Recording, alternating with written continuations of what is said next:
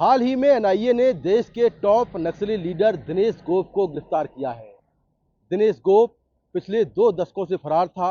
उस पर हत्या, अपहरण और जबरन वसूली जैसे 102 मामले दर्ज थे।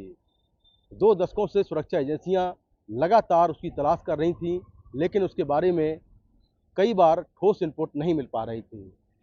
लेकिन जिस तरह से उसे गिरफ्तार किया गया, ये कहानी बेहद दिलचस्प है।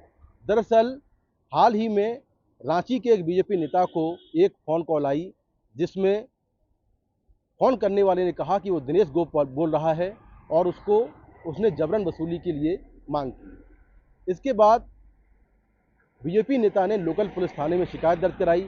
चूंकि एनआईए भी इस मामले की जांच कर रही थी, तो एनआईए ने भी उस कॉल को ट्रैक किया जिस कॉल से उस बीजेपी नेता को फ़ोन आया था। पता चला कि ये जो कॉल है ये नेपाल से आई है। उस नंबर के कॉल रिकॉर्ड निकाले गए, तो पता चला कि इस नंबर से झारखंड के ही एक पंचायत मेंबर को भी लगातार कॉल आते रहते हैं।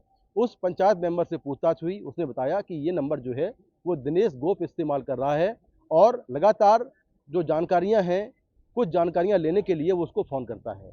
इसके बाद जो टीम है वो नेपाल पहुंच गई। बिहार नेपाल बॉर्डर पर दिनेश गोप को पकड़ा गया। जांच एजेंसियों के मुताबिक दिनेश गोप वहां पर एक ढाबा चला रहा था और खुद को पंजाब का रहने वाला बताकर वो सिख बनकर वहां पर ढाबा चला रहा था। उसने ढाबे में 3 नेपाली कर्मचारी भी नौकरी पर रखे हुए थे। उसने पगड़ी पहनी हुई थी जिससे कि उसकी पहचान ना होने पाए। दरअसल 3 फरवरी 2022 को झारखंड के सिंहभूमि जिले में एक बड़ा इनकाउंटर हुआ था, एक बड़ी मुठभेड़ हुई थी। इस मुठभेड़ में दिनेश गोप गैंग और सुरक्षा बलों के बीच सैकड़ों राउंड फायर हुए थे। लेकिन उसके बाद भी दिनेश गोप वहां से भाग निकला था। वहां से भागने के बाद वो बिहार गया और बिहार का बॉर्डर क्रॉस करके वो नेपाल पहुंच गया। पिछले 13 महीने से वो नेपाल में ढाबा खोलकर वहां पर रह रहा था और वहां से बिहार, झारखंड और उड़ीसा में जो उसके 6 एरिया कमांडर थे, उनसे वो संपर्क करता था फ़ोन कॉल के जरिए। और फ़ोन करने के बाद वो सिम कार्ड को तोड़ देता था, जिससे कि सुरक्षा एजेंसियां उसको ट्रैक न कर पाएँ। लेकिन हाल ही में उसने अपने पर्सनल नंबर से बीजेपी नेता को फ़ोन किया और इस तरह से वो ट्रैक हो गया और पकड़ा गया। जांच एजेंसियों के मुताबिक दिनेश गोप बेहद शातिर और कुख्यात नक्सली है। उसने 2007 में पीएफएलआई यानी people liberation front of India जो संगठन था वो बनाया था। ये सीपीआई माओइस्ट का एक संगठन है, उससे जुड़ा हुआ है। और दिनेश गोप के मुताबिक झारखंड, उड़ीसा और बिहार में उसके कैडर्स में करीब 850 लोग जुड़े हुए हैं।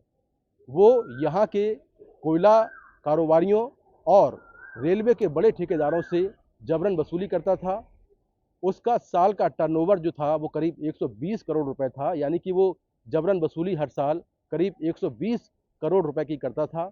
ये सारा पैसा उस तक हवाला के जरिए या फिर सेल कंपनी के जरिए पहुंचता था और इन्हीं पैसों से बाद में ये लोग हथियार खरीदते थे और इन हथियारों का इस्तेमाल नक्सली गतिविधियों में करते थे। दिनेश गोप के खिलाफ एनआईए ने 2018 में यूएपीए के तहत केस दर्ज किया था।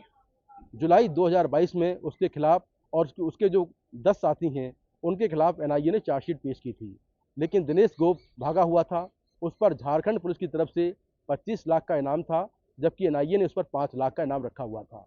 तो उसको पकड़ने की कहानी बेहद दिलचस्प है। किस तरह से सुरक्षा एजेंसियां, जांच एजेंसियां नेपाल पहुंची, एक कॉल को ट्रैक किया और उसके बाद नेपाल पहुंची और आखिरकार उसे पकड़ा गया, जहां पर वो पहचान बदलकर एक ढाबा चला रहा था। नई दिल्ली से मुकेश सिंह सेंगर, एनडीटीवी इंडिया।